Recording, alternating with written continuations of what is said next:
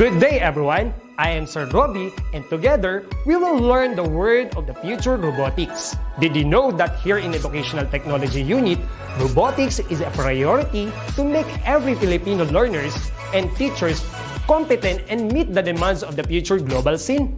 Wherein teachers, students, and parents who wanted to learn robotics is just a click away for free. Robotics is an interdisciplinary field which integrates computer science and engineering. It involves design, construction, operation, and use of robots to assist human activities. Are you ready for this transformation? Soon in ICT's Educational Technology Unit. Come and join us and love the future para sa bata, para sa bayan, at para sa guro. Sulong edukalidad.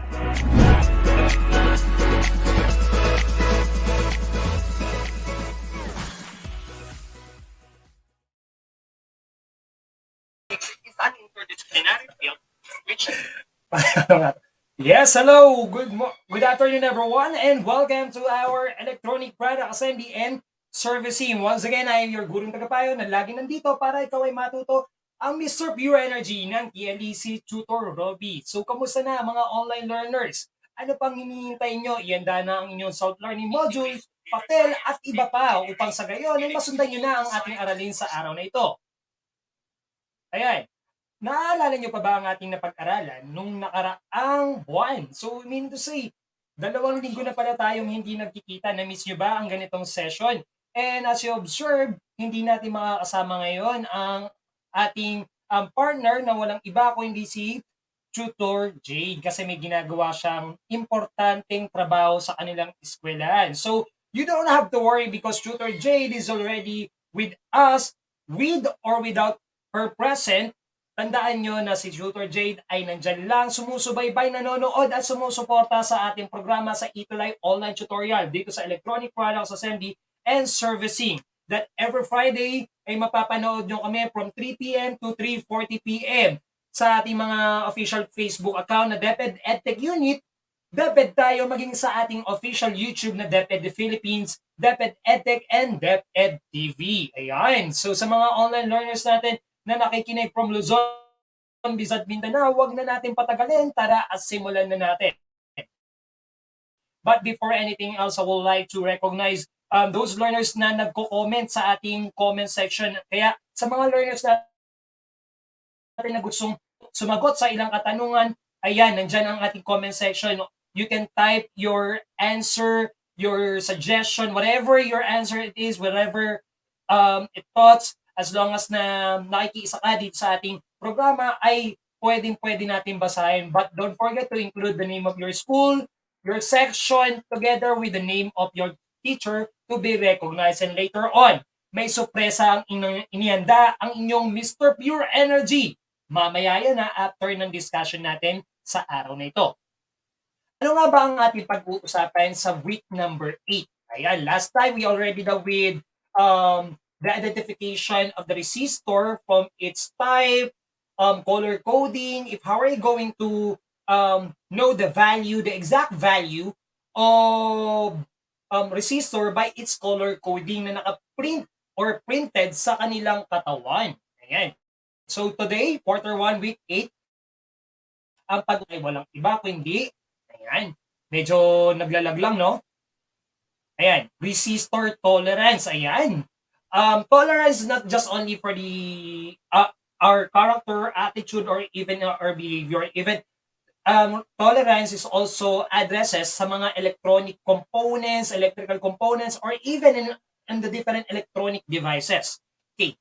Now, you don't have also to worry because I am a module writer for our reference.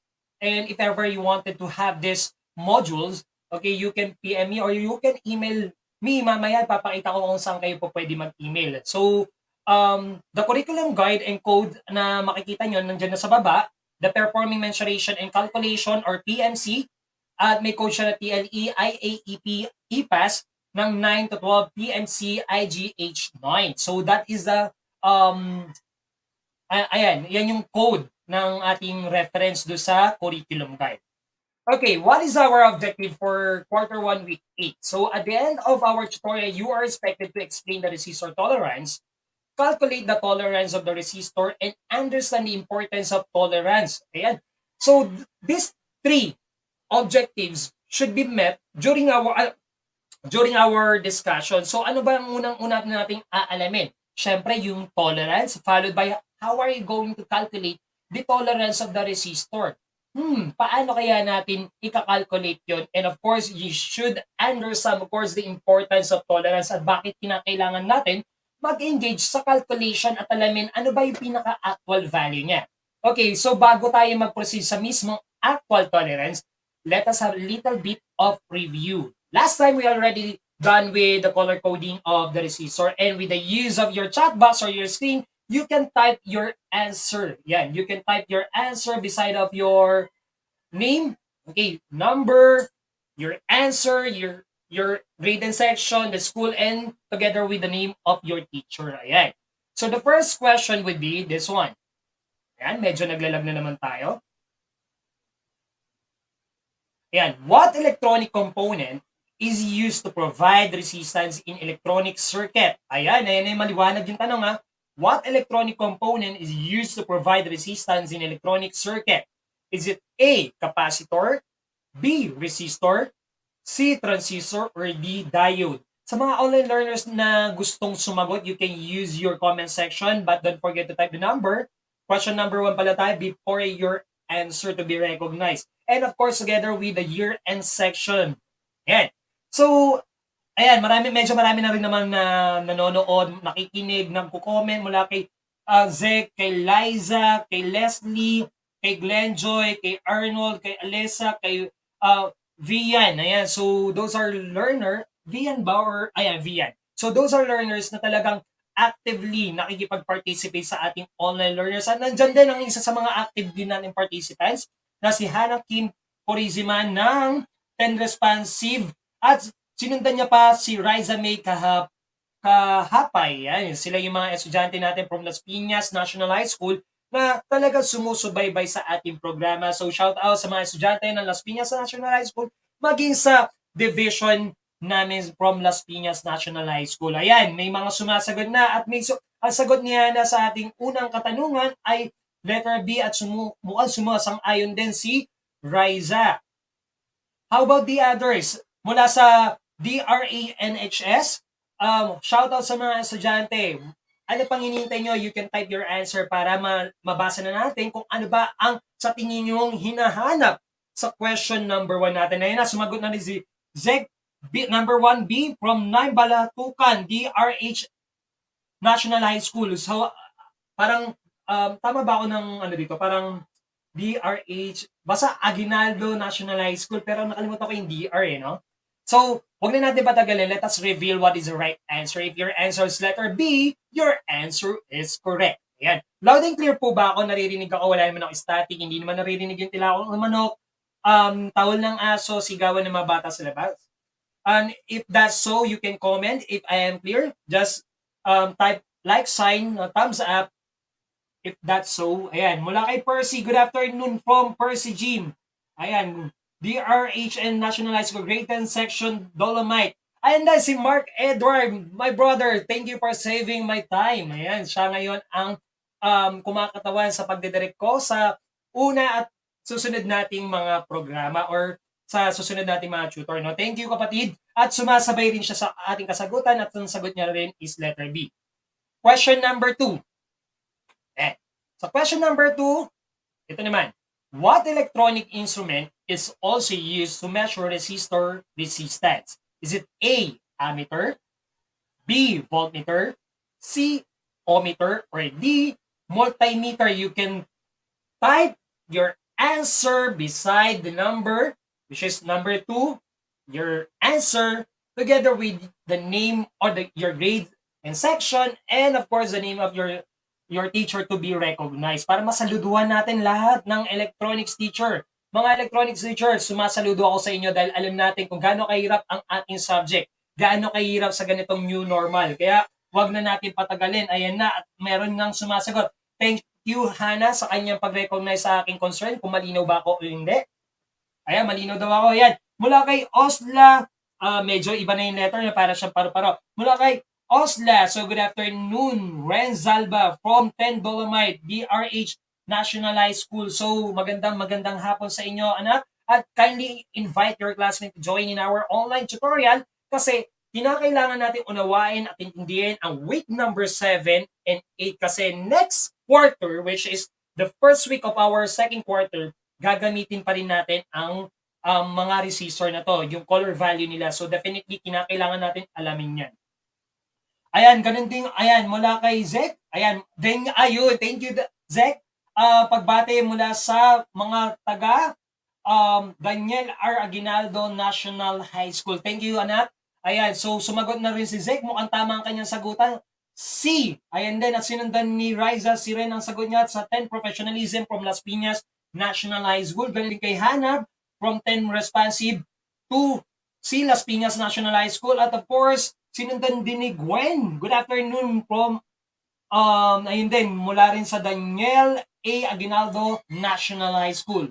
And good afternoon din kay Van Dimololoy Matawag. Ayan, so sila ay sumasagot. So anak, focus muna tayo dito.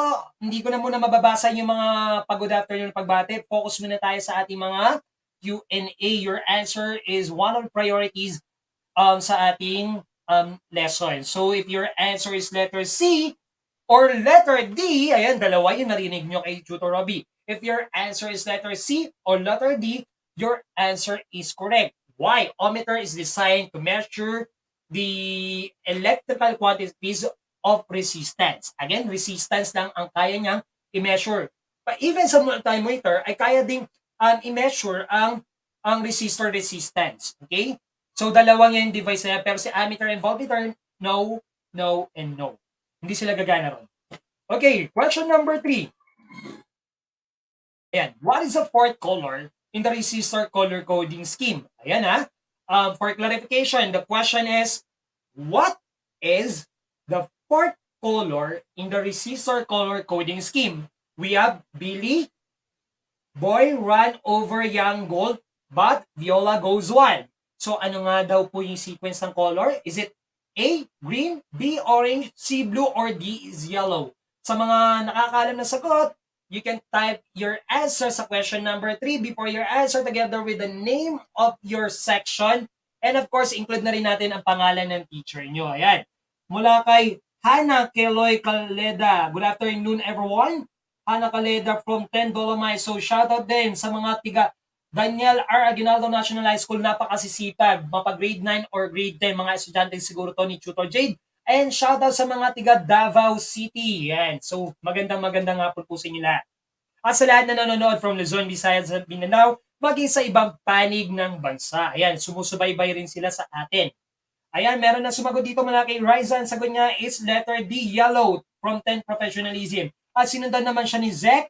Letter B, orange, from 9 Balatukan, from DRA NHS. National, ayan.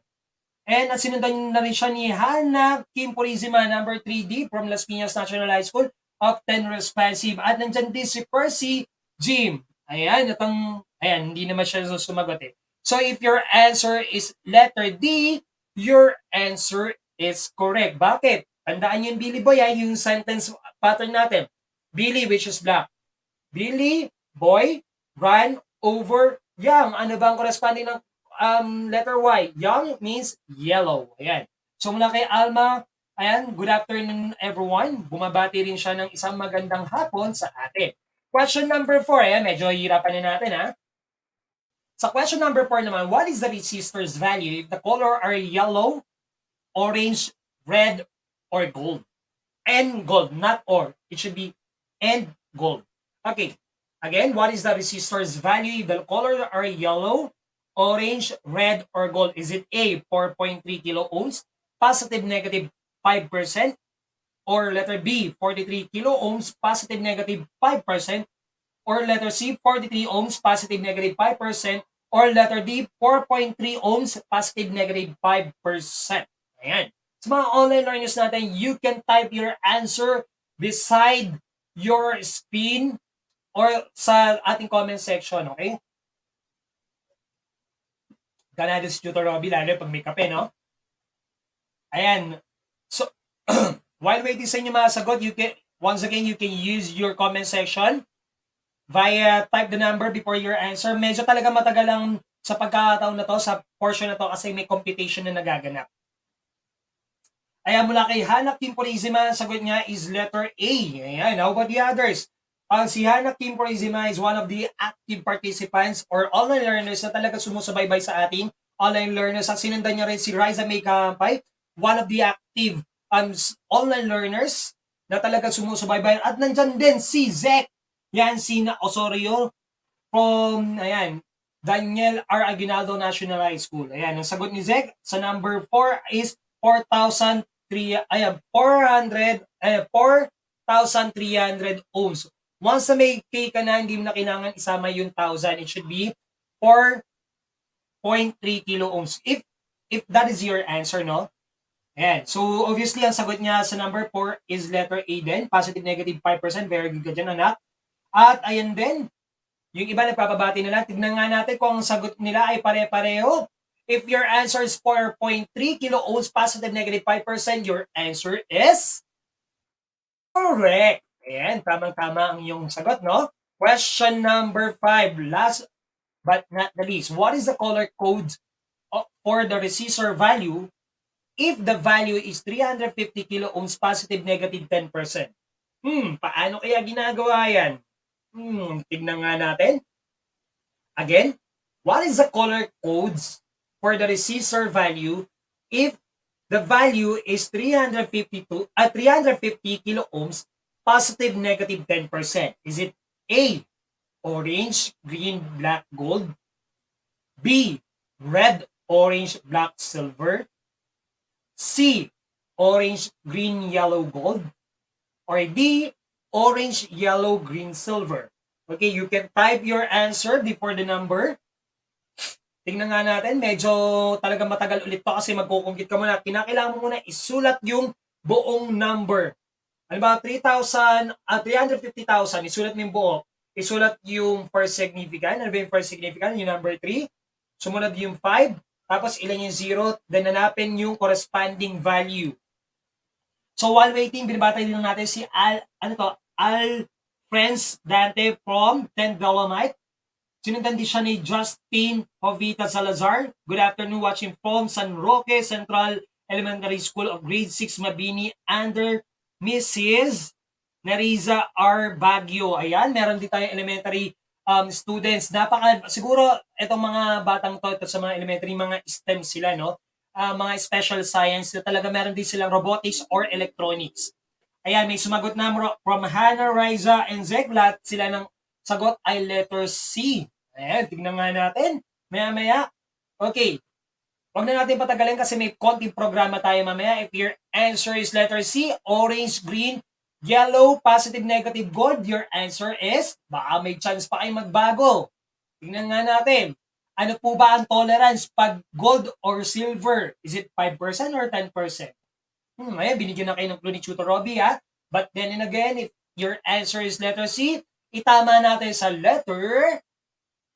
Ayan, letter C talaga. O for clarification, mga anak, ang tamang sagot po natin dyan is, baguhin ko na, baka magamit ulit ito ni Tutor Robby, it should be letter, ayan. Tama. Teka lang, ayan. Baguhin natin to. Tama yung sagot nyo, letter C. Ako na yung mag-a-adjust. Ayan. Natin, it should be silver ito eh. Ayan. So, tama na yung ang inyong mga sagot. Diba? Ganyan magbago si Tutor Robby ng sagot. Nababago agad-agad natin yung dapat baguhin. Okay? And of course, with that, let us continue. Para sa konti at karagdagang review, ito ang gusto kong pag-aralan natin. Ano nga ba ang ibig sabihin nitong example natin? Ito ay review lang para hindi tayo malito. Let us answer white, violet, red, and brown. The first thing that you need to recognize is the bonds. Okay, yung first significant figure, second significant figure, the multiplier, and tolerance. So, ibig sabihin per box, ay na yung corresponding colors niya. So, let us start with the color white.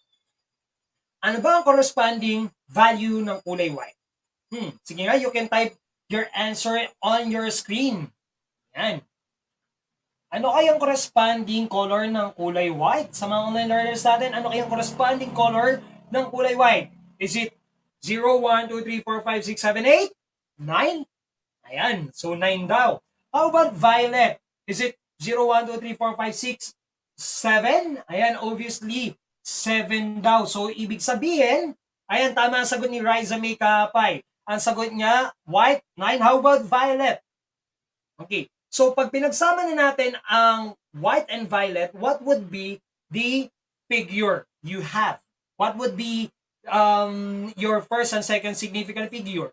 So, if your answer is the same with my answer, 97, your answer is correct. But wait, there's more. Meron pa tayong multiplier. Look at the color coding of red. Ayan, sa multiplier lahat tayo tumingin, color red. So, the corresponding color is color red. So, the multiplier should be 100. So, all you have to do is kung meron ka ng 9 and 7 at meron ka ng 100 and obviously your tolerance is brown, so that is equal to positive negative 1%. All you have to do with this is you will going to multiply the first and second significant figure into multiplier. Kaya nga sinabi natin multiplier para ma-multiply. So, ibig sabihin, yung 97 times 100 is equal to, ano kaya yung equivalent niyan? 97 times 100 is equal to, don't forget to include the unit. What is the unit? Ohms or omega sign. Yung parang shoe horse. Ayan. Yan, tama yung sagot ni Riza May. Yan, 9.7 kilo ohms positive negative 1%. Huwag na natin patagalin para hindi na tayo tamagal. If your answer the same with Riza, 9.7 kilo ohms positive negative 1%, your answer is correct. Okay, question number 2 or example number 2. You have yellow, gray, black, or gold. Ayan, may black na tayo ha. Black sa multiplier. Pattern number 1 na dapat nating intindihin, kung ano yung figure, yun yung number ng 0 na ididikit na natin sa figure. Number ng 0 na ididikit na lang natin sa number ha, o sa first and second significant figure. Okay.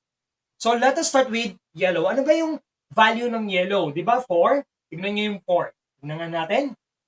Gamit ako ng laser. Ayan. So, yellow, which is this one, is equal to 4. Gray is equal to 8. So, meaning to say you have 48. 4 and 8. And your black, which is ito yung black, ano daw yung multiplier niya? 1. At pag gold naman, tingin tayo sa gold, ito naman yung pinaka tolerance niya, positive negative 5%. So, ibig sabihin, magkakaroon ka ng 48 times 1 daw. So, ibig sabihin, you will have a value of, ayan, ano kayong value nito? Ayan, marami nang sumasagot mula kay Zek, kay Riza kanina, no? Balik ko lang na nabasa, nauna pala si Zek. So, shout out kay Zek na nakasagot kanina. Yes, tama yung sagot. Pag meron ng kilo, may 1,000 na, wag na i-include yung kilo, yung K. So, rekta na agad tayo sa ohms. Ibig sabihin, 9,700 ohms na lang. Pero kung 9.7 kilo ohms yan, pwede. Or K ohms, pwede po yan. Ayan, may sagot na si Riza. Mukhang mabilis ang kanilang internet, no? Ang sagot ni Riza is 48 ohms positive negative 5%. At sinundan naman siya ni Hana na 48 ohms positive negative 5%. How about Zek? For sure, susunod din si Zek. And the other students na patuloy na nanonood sa atin. Ayan, mula kay Ezra Ulep. Hello po, mapagpalang hapon, mahusay at energetic na tutor Robbie at mga mahusay na tuties. So maraming salamat kapatid. Ayan, so mula dito kay Zek, ang sagot niya is 48 ohms positive negative 5%. Tignan nga natin kung pareho ang inyong sagot sa ating screen. If your answer is 48 positive negative 5%, your answer is correct. Ayan. Next example, blue, black, brown, silver. Ayan. This time, kayo naman, students, ang maghahanap ng kasagutan. We have blue, black, brown, silver. May black na tayo sa second significant figure. So, pag figure lang, pag sinabi kong figure, number. So, kung ano yung figure or number, yun yung mismong isusulat or include nyo sa value. Wala kayong babaguhin. Basta sa first and second significant figure, 5 bands man siya or 6 bands, as long as nandun siya sa salitang first, second, third, and fourth significant figure or bands, ibig sabihin yun yung mga figure. Pero pag may multiplier na, that is the time na hinto tayo sa multiplier. Because this multiplier is the basis of the multiple or yung i-enhance yung value ng resistance if ever na hindi na kaya ng first, second, third, fourth figure or significant figure. Okay? Ayan. At ang may sagot dito mula sa ating mga online learners, ayan, mula blue, ang corresponding color ng blue ay 6. Ayun. Pag black naman, ano daw yung corresponding color ng black or value ng black? Obviously, black. Ito po yun. So, yung first significant is 0. So, definitely, ang second bond is also 0. So, ibig sabihin that is equal to 0. So, we have 60. How about brown? Ano yung multiplier natin sa brown? Is 1, oh? Ayan, brown. So, we have 10. And your tolerance is equal to 10%. So, meaning to say, you will have what value? Ayan, meron na sumagot mula kay Zek. Sinundan naman siya ni Hana. Ang kanilang sagot ay 60 times 10 is equal to 600 ohms. Tama. Wait, there's more. Meron pang tolerance. Positive, negative 10%. Paano kaya, Sir Robbie, kung meron ng decimal point yung multiplier namin? Paano nga ba pag may decimal point na? Paano kaya pag may decimal point na? Pag may decimal point na, ganito lang kasimple. Okay, since you fully understand the color coding, ipapakita ko na lang yung example natin dito. Obviously, green is equal to 5, orange is 3. Pero pagdating sa multiplier, we have gold. So, pagdating sa multiplier niya, ang gold daw ay equal to 0.1. So, ibig sabihin, if you have 0.1 and you have tolerance of 2%, ano ngayon ang inyong actual resistance? Sige nga, mga online learners, you can type your answer before you can type your answer in your comment section. So, once again, good afternoon sa lahat na nanonood from Luzon, Visayas at Mindanao. Ayan, effort si Tutor Robbie dahil since this would be the last lesson for this quarter, ayan, gusto ko lang ipakita sa inyo na talagang yung positive energy ay kinakailangan i-transfer sa inyo para pagdating ng second quarter ay ganadong-ganado kayo sa araw-araw.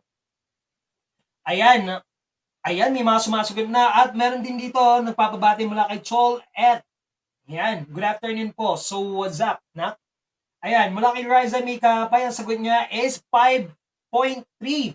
Ayan, paano niya kaya nakuha yung for sure minultiply niya ang 53 sa 0.1%. Sorry, not percent, it should be 2%. Why? Because we have tolerance or color coding of red sa tolerance or yung kaapat na value. So, ganun din ang sagot ni Hana Kim.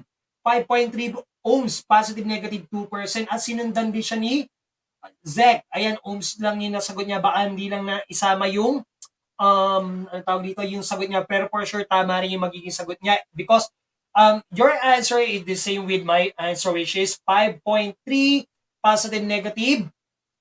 Hindi ko na naman nabago to. Hindi na naman nabago ni Tutor Robbie. Ano ba naman si Tutor Robbie? Hindi tinitingnan yung mga binabago. Ayan, tingnan nga natin. Once again, if your answer is 2% or 5.3 ohms positive, negative 2%, your answer is correct. Ayan, tingnan nga natin. Ayan, minultiply 53, the first and second significant figure into our multiplier, which is gold. Ayan, 53 times 0.1 is equal to, ayan, 5.3 positive, negative 2% because 2% is equal to, the color-coded value is red. Okay. Now, pasok na tayo kay tolerance. Ayan. Sa mga online learners natin, are you familiar with the word tolerance? Sa mga online learners, if you are really familiar with the word tolerance, you can type your answer on your screen para ma-recognize natin kung ano nga ba ang tolerance. Okay? So when we say tolerance, basically, gusto ko lang kayo inform that the resistor colored value is not absolute. So that is not the real value of the resistor. Hindi porket printed siya, diba? And this is the resistor, naka-print siya dito. Hindi porket printed na yung pinaka-color-coded value niya, that would be the real value of the resistor. Alam niyo ba, with the use of the tolerance, you can identify the real resistance of the resistor. Okay, is sometimes lower or higher than its color-coded value, but not exceeds its tolerable limit or tolerance level.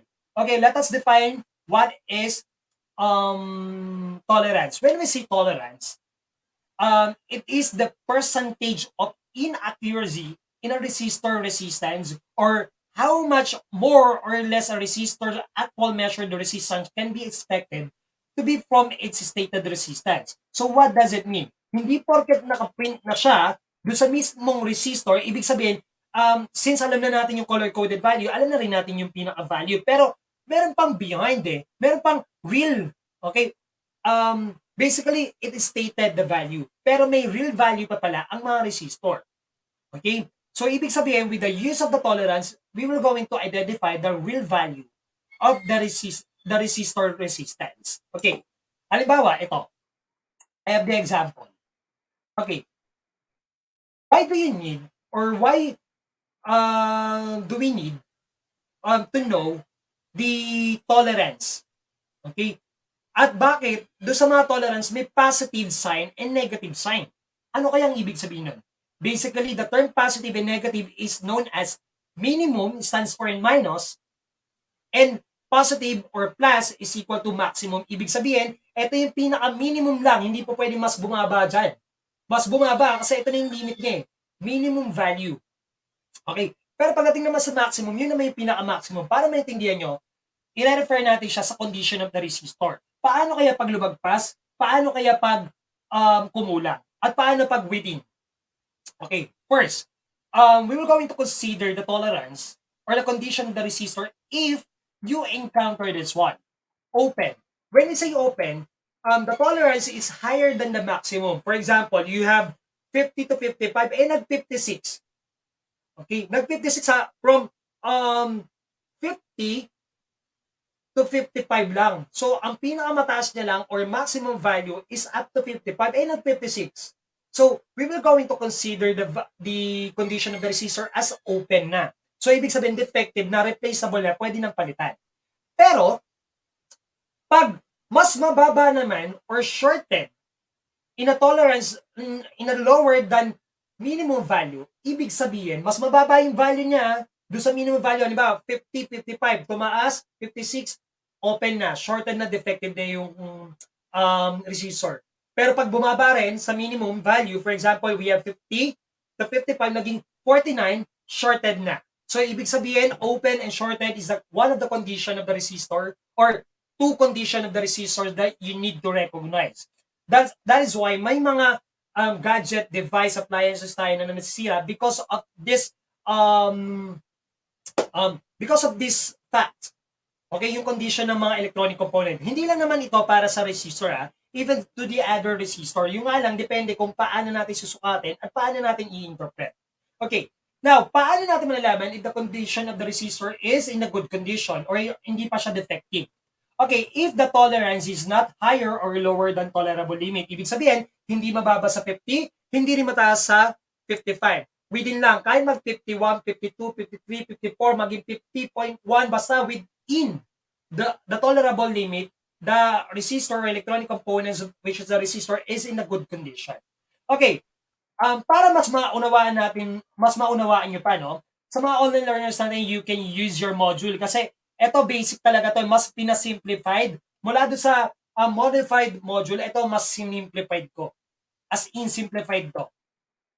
For example, we have 50 ohms positive, negative 5%. Ang unang-una yung hanapin is, of course, yung value ng resistor, which is the resistance, followed by the tolerance. So, obviously, dalawa lang yan yung value, which is a 50 ohms, then yung tolerance, which is yung mga may percent.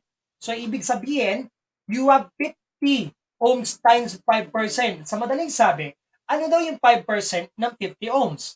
So, all you have to do using your mathematical or logical skills sa mathematics or even using your calculator or cell phone, you can type 50 times 5%. Okay, pag nakakuha kayo ng 2.5, ibig sabihin, nakukuha nyo na yung 5% ng 50 ohms. So, meaning to say, 50 ohms times 5% is equal to 2.5. And 2.5 will be the tolerance of your, hindi pa yan. So, yan lang ang 5% ng 50 na kinakailangan natin malaman kung ano ba yung minimum and maximum. That is why, meron tinatawag ditong positive and negative. Ayan yung tinatawag natin maximum and minimum. Paano ginagamit? Ganito lang. Maximum, 50 ohms plus, plus 2.5, which is the 5% of 50 is equal to 52.5 ohms. So, ibig sabihin, that would be your, that would be your maximum. Hindi po pwedeng mas tumaas pa ng 52.6 kasi magiging open siya. It should be 52.5 pababa, pero hindi ganitong kababa katulad ng 47.5. So, meaning to say, we have maximum and minimum or minimum maximum or positive negative of your tolerance. So, ibig sabihin, dapat within the range of 47.5 to 52.5. So, that is the condition of the resistor. Dapat nandyan lang ang pinaka-real value nila. Okay, paano malalaman, sir, yung pinaka-real value? Using your, hawak ko lang kanina yun, Di ba? Ganito talaga pag live, naghahanap pa si Sir Robby, no? Ayun, multimeter na lang. So, with the use of multimeter, you can identify the real resistance or real value of the resistor. Pero pag sa computation, within, at least alam nyo, hindi ba dapat bumaba ng 47.5 at hindi pa pwedeng tumaas ng 52.5. So, dapat within tolerable limit. Another example, para mas maintindihan nyo. Okay, we have 300 positive, negative 10%. Okay, what is the 10% of 300? Sige nga, online learners, you can type your answer.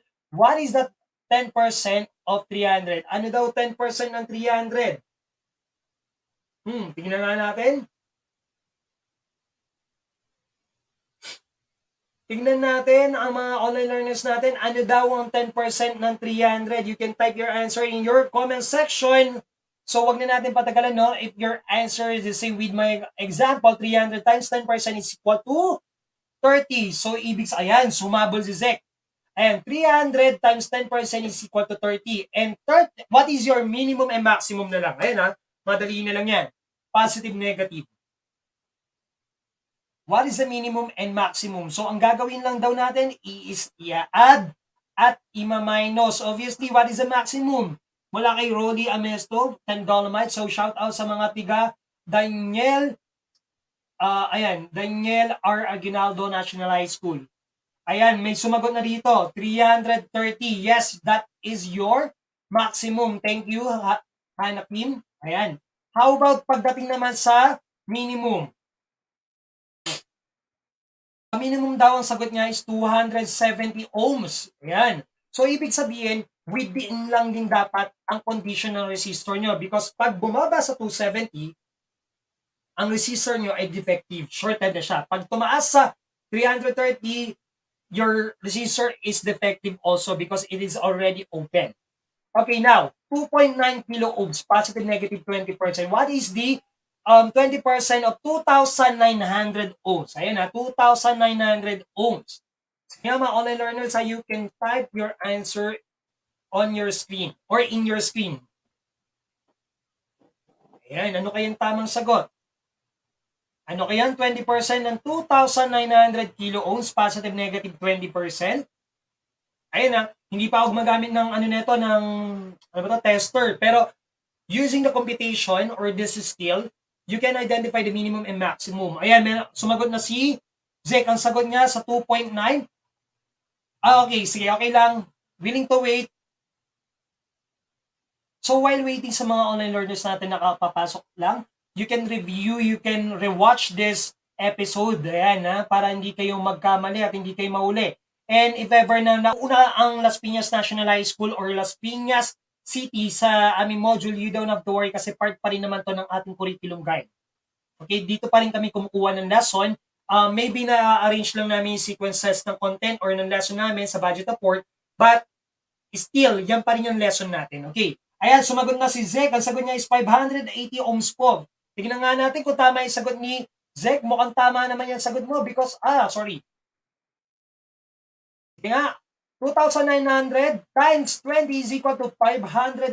Tama, Zizek. So, ibig sabihin may minimum and maximum kang, tingnan nga natin. ano kaya yung minimum and maximum? Because this, I think this would be our last example, no? Minadali ko lang because we have a simple program para sa lahat. Ayan, may mga sumasagot na pero wag na natin patagalin kasi meron pa kayong activity. Your minimum and maximum, if I'm not mistaken, tingin ko magkakapare-pareho tayo ng sagot dito eh. If your answer is the same with my screen, your maximum is 3,480 ohms kasi yung 2,900 ay inad lang yung 580. Sinundan nyo yung 2,900 minus 580 is equal to 2,320. So meaning to say that would be your minimum and maximum. Okay? Lang, natasa ko yan. Yes. Tingnan ko nga sa mga online learners natin ko pare-pareho. Ayan, shoutout sa ating mentor na walang iba kundi si Tutor Jade. Hi partner, Consorman Robbie, our new mentor for ETUlay Extended in Electronic Product Assembly and Servicing. Thank you, Tutor Jade, sa kanyang ano ba to, tiwala. Ayan, thank you sa partner sa paggabay mo sa akin. Maraming salamat sa whole session natin. Hopefully, so, during the third and fourth quarter ay magkasama tayo muli. Hindi natin sasara ang pinto sa magaling na tutor na katulad mo. Okay? Salute you, partner. And with that, of course, let us continue. Tingnan ko nga, sa mga sumasagot, mula kay Zek, ang sagot niya is 3,480. Tamang-tama ang kanyang kasagutan. And thank you, Tutor Jade, sa iyong suporta. Encourage our student from the different schools, division, regions para sa ating programang ETUlay, online session or online tutorial sa ETUlay. Okay, let us continue. Okay, since you fully understand our topic for this afternoon, let us continue with a simple activity. Okay, this time you will going to know the minimum and maximum. 3 example lang to or 3 activities lang. With the use of your pen, paper, kindly compute the minimum and maximum of this question. Ayan. 100 ohms positive, negative 5%. Tingnan nga natin. Tingnan natin sa mga online learners natin. May mga sumasagot kaya dyan. Ano kayang 5% ng 100? Obviously, no? 5% ng 100, obviously, ano ba yung 5% ng 100? Kung hindi ako nagkakamali, is equal to 5. So, ibig sabihin, 100 times 5% is equal to 5. And your maximum is equal to 105. And your minimum is equal to 95 ohms. So, meaning to say that would be your minimum and maximum. 105 and 95 ohms. Sundan naman natin sa pangalawang exam question. Tingnan natin. Ayan, mukhang nabilisan ko lang yung pindot, no? Pero Zek, you are correct. Okay, 7,200. What is the 10% of 7,200 ohms? Now, if you're, medyo binibilisan ko na lang kasi may program tayo, hindi kinakailangan natin ay gamitin yung oras natin sa mas makabuluhang oras. Okay, if your answer sa 7,200 ohms, positive, negative 10%, and the 10% of 7,200 is equal to 720, okay, meaning to say your minimum and maximum would be 7,920 because you add the 7,200 into 7,020 and you will minus it or subtract it into 720. So means you will have a minimum of 6,480 ohms. So last example, 450 positive, negative 2%. What is the 2% of 450? Sa mga online learners natin dyan, sige nga, what is the 2% of 450? Napakadali lang kunin yan. Ganito lang po. Ayan, medyo nagkamali naman si tutor. Hindi na naman na-edit. Ayan, tingnan nga natin. Edit ko lang po. Yan, mukhang na-edit ko naman ng ganun kabilis.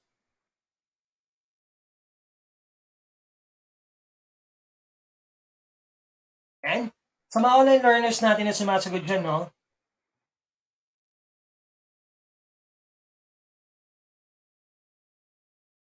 Ayan, ano daw po yung 10% of 450?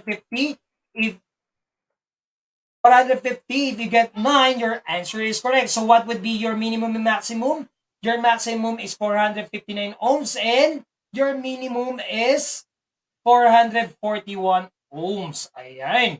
So if ever you have question or clarification, We have chat box. You can type your queries, your questions, your clarification with our lesson for today. Okay, and may apology if ever na hindi na natin ito mapapahaba pa kasi meron tayong pasupresa sa mga online learners na katulad nyo na active na nakikipag-participate every Friday from 3 p.m. to 3:40 p.m. Bagamat nag-OT ako ngayon, ay hindi nangangahulugan na hindi ko itutulay ang the quality of education for each online learners na nakikinig sa ating session. Okay? So, appreciation for our online learners and parents. So, merong tayong mga selected students, parents na talagang sumusuporta sa ganitong programa, no? Kaya malaking pagpapasalamat po namin sa mga magulang, sa mga estudyante, sa mga guro na talagang sumusuporta sa mga iba't ibang eskwela from Luzon, Visayas at Mindanao sa ganitong programa. Alam natin kung gaano kahirap ang kinaharap nating problema, particularly dahil may pandemic. Pero tanggalin na natin ang salitang pandemic, no? Siguro, yung ganitong challenge nila, which is the new normal, hindi lingid sa kaalaman nila. Lalo na sa mga online learners natin na nakakapanibago na nag-aaral tayo sa ganitong platform. Okay, sa social media, sa YouTube, sa kahit anong platform, sa kahit anong distance learning. But then and again, hindi tumitigil ang Department of Education, particularly ang ICTS, Educational Technology Unit, to provide equality or the different ways to extend, to continue the quality of education for each learners and to help those parents na sa tingin namin na kinakailangan itong programang ito. Kaya ito yung mga parents namin na tinanong namin kung sa paanong paraan ba nakakatulong sa kanilang anak ang ETUlay, kung sa paanong paraan ba nakatutulong ang ETUlay bilang magulang sa kanila, at sa paanong paraan nakatulong sa mga estudyante na mapagbuti ang kanilang pag-aaral, pagsagot sa kanilang module sa gitna o sa tulong ng ganitong programa ang ETUlay online tutorial. Kaya mga online learners, okay, hayaan niyong ipakita ko sa inyo ang ilang estudyante na talagang magpapakita, hindi lang appreciation, even yung mga natutuhan nila. Kaya online learners, please watch this.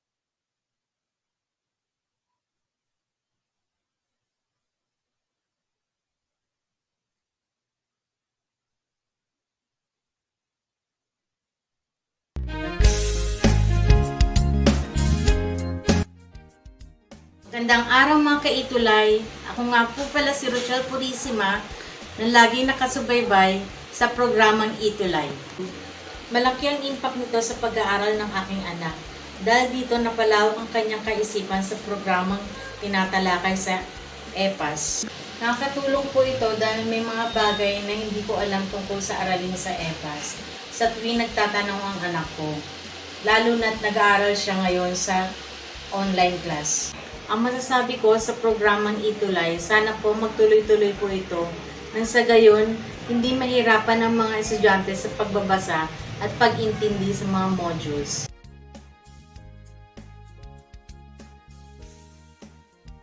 Ako po si Teresita Arcahapay na mother ni Raisa May Arcahapay. Ako po si Maria Raisa May Arcahapay ng 10th Professionalism ng Las Piñas National High School. Malaking tulong po ang ETUlay online program sa pag-aaral ng aking anak, lalo na po sa module ang kanilang gamit dahil sa ETUlay magkakaroon ng anak ko na makasagot sa ibang activities na hindi niya maintindihan o malagtawan niya. Kaya aking pasasalamat naming mga magulang kila Tutor Jade at Tutor Ruby. Para sa akin po na magulang ni Raisa May Arcahapay, ang programang ETUlay sa mga estudyante, lalong-lalo na po sa panahon po natin ngayon na pandemic, kasi po walang face-to-face classes, mahirap para sa isang estudyante ang sumagot ng module, lalo na po kung mamimiss nila ang subject. Kaya ang tulong po ang ETUlay niya upang makasagot at makasunod sila sa mga modules nila. Ang masasabi ko lang po, dahil sa programang ETUlay, marami po sila matutulong ang mga estudyante na hindi po nakaka-catch up ng maayos, masagutan ng kanilang modules. Suggestion ko po, sana ipagpatuloy nila ang programang ETUlay kahit na kung sakaling magkaroon ng face-to-face classes, ito'y laking tulong sa mga estudyante na nahihirapang umintindi. Kaya po laking pasasalamat ko po bilang magulang ay lubos pong nagpapasalamat sa mga nag-volunteer tutor na sila Tutor Jade at Tutor Ruby.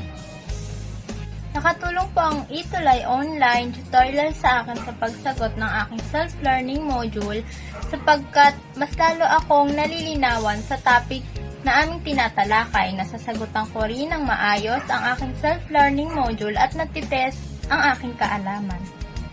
Ang masasabi ko lang po sa programang ETUlay Online Tutorial Program ay ipagpatuloy lang po nila ang ganitong sistema dahil madami ang nagiging interesado, madami rin ang natutunan, hindi lang po ako ay bagkus ang kapwa ko na rin po kamag-aral. Naway mas lalo pa po itong lumawak at madiskubre upang mas mapalawig ang ating mga kaalaman. Nagpapasalamat din po ako kay Tutor Robbie, kay Tutor Jade at sa mga volunteer tutor na rin po. Naway wala po silang sawang magturo sa amin kahit sobrang busy nila at mahirap ang sitwasyong ating kinakaharap. Ayun lamang po, naway ako po uli si Maria Raisa May-ar Kahapay ng 10 Professionalism ng Paaralang Las Piñas National High School, Manila.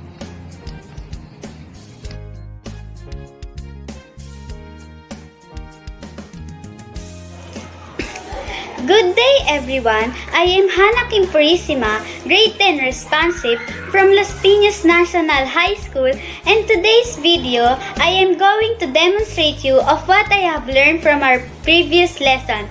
And now, let's get started!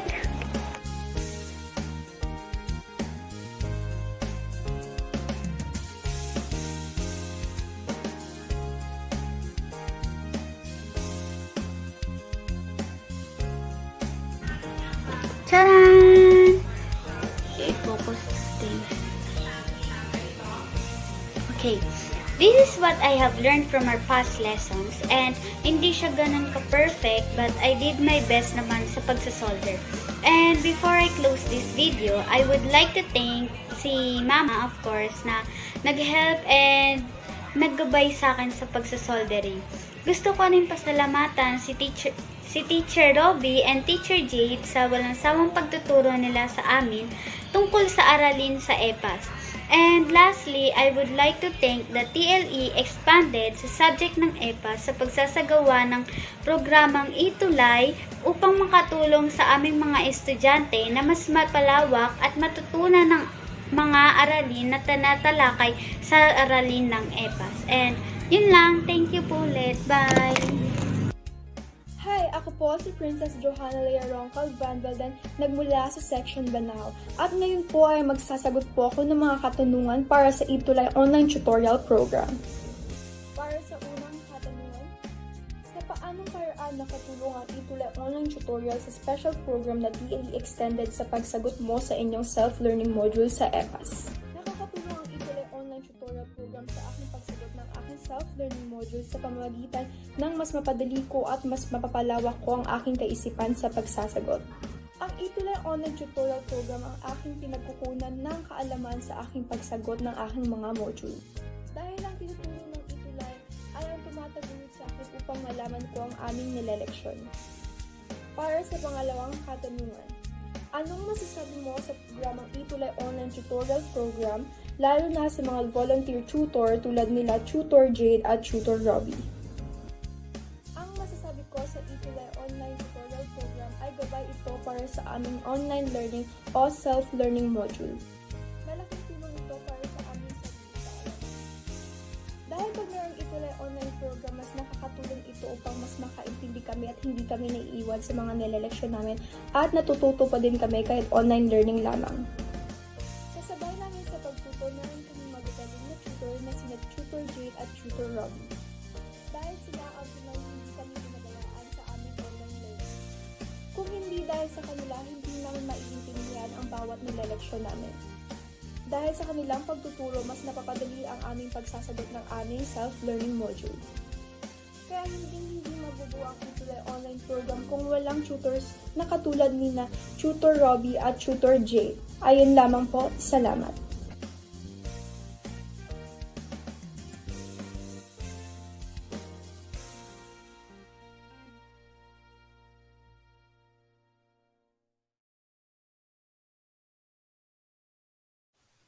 Ayan, at teka lang, mukha ko na kumita. Ayan, so once again, nagpapasalamat po kami on behalf of my partner, Tutor Jades. This would be the last episode sa first quarter. Kaya sa mga online learners natin, sa mga parents, pagpatuloy nyo na po ang pagsuporta sa ating ETUlay online tutorial dahil mas marami pa po kaming maibabahaging mga kaalaman, kakayahan na maaaring makatulong sa ating mga estudyante. So once again, I am your gurong tagapayo na laging nandito, ang Mr. Pure Energy ng TLE, si Tutor Robbie, at kasama ko rin si Tutor Jade na pansamantala muna magpapahinga for this coming quarter dahil may tatapusin muna siyang mga mahalagang bagay. But you don't have to worry dahil ang gurong tagapayo nyo ay nandito, ang Mr. Pure Energy sa TLE. Every Friday yan from 3 p.m. to 3:40 p.m. sa Electronic Product Assembly and Servicing. Ako pa rin ang inyong mga kasama at mapapanood nyo ang ating mga live session or even the previous episodes sa ating official Facebook page na DepEd Ethic Unit, DepEd tayo, maging sa ating official YouTube sa DepEd Philippines, DepEd Ethic, and DepEd TV. Kaya huwag niyong kalimutang i-like, i-share, at mag-comment sa ating mga comment section. Whatever the comment it is, lahat yan ay tatanggapin natin. Whatever is a suggestion, okay na okay po sabi niyan. And speaking of suggestion, you can screen or you can scan these barcodes to have your feedback. At mas makakatulong pa po sa mga tutors sa katulad ko na mas mapaganda pa natin ang ating programa at maging mas kapanapag-nabik ang ating mga quarters na natitira for this school year 2021 to 2022. And with that, if you have your comment and suggestion, you can email us at edtech@deped.gov.ph. At kasalukuyan nagsisimula na ang ating mga hairdresser tutor na walang iba kundi si Tutor Elza and Tutor Vic. Hanggang sa muli. So paalam mga online learners, hanggang sa muli, hopefully to see you again. So paalam na po.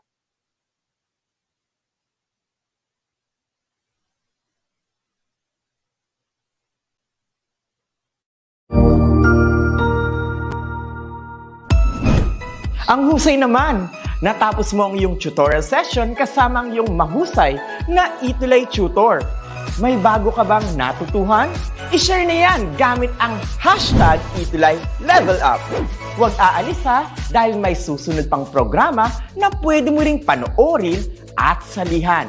Dahil naghihintay na ang iyong mga tutors. Happy learning dito sa ETUlay!